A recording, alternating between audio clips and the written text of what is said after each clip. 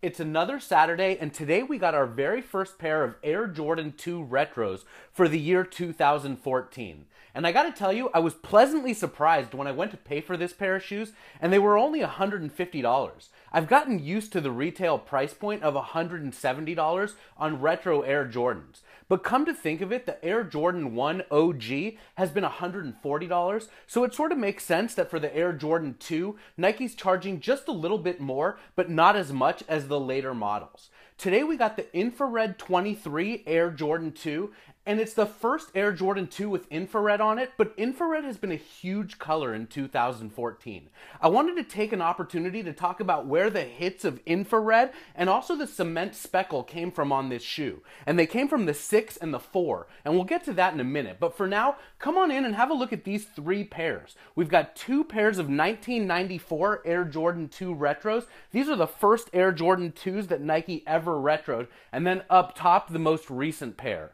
The Air Jordan 2 was designed by Bruce Kilgore, the legendary designer of the Air Force 1, the Air Force 2, a whole bunch of other cool shoes, and he designed this shoe with the help of Peter Moore, the designer of the Air Jordan 1.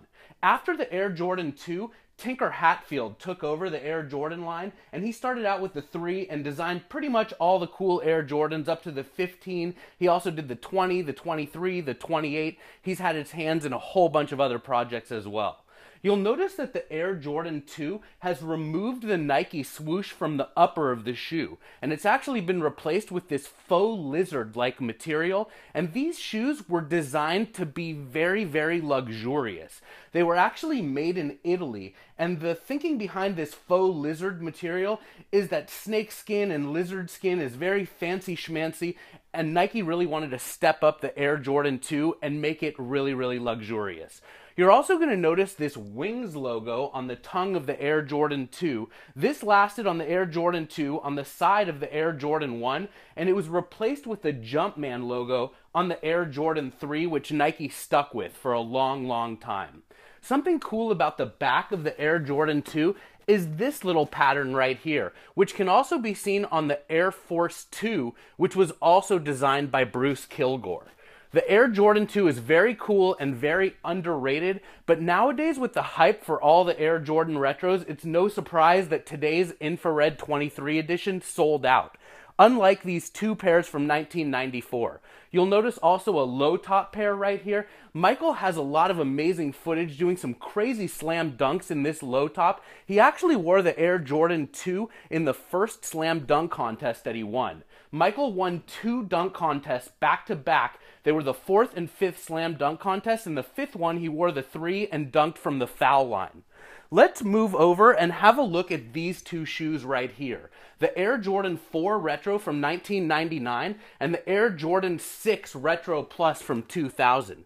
And I'm going to move these twos over here and let's look at these shoes. So you're going to notice right here on the 4, we've got this speckled cement pattern, and that's also been placed on the upper of the 2. Then you're going to notice the infrared colorway on the Air Jordan 6. That is the infrared on the Air Jordan 2. Now, of course, there are different shades of infrared. On the Infrared 6, it's deep infrared, and on these 2s, it's Infrared 23. But the idea from infrared came from the Air Jordan 6s. Let's talk about what's really going on here. Nike's been all about the different elements that make the Air Jordans cool. We've got this pair from the Element series, the most recent one, the 5 Lab 3, but actually I want to talk about the papers on the inside of the box.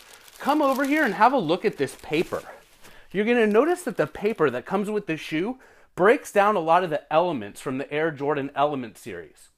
Right here you've got the Element 2, IT for Italy, because the Air Jordan 2 was made in Italy. Elephant from the 3. We've got an S over here from the 4. I'm not sure if that's suede or speckle. But either way, Nike's been playing around with the elements.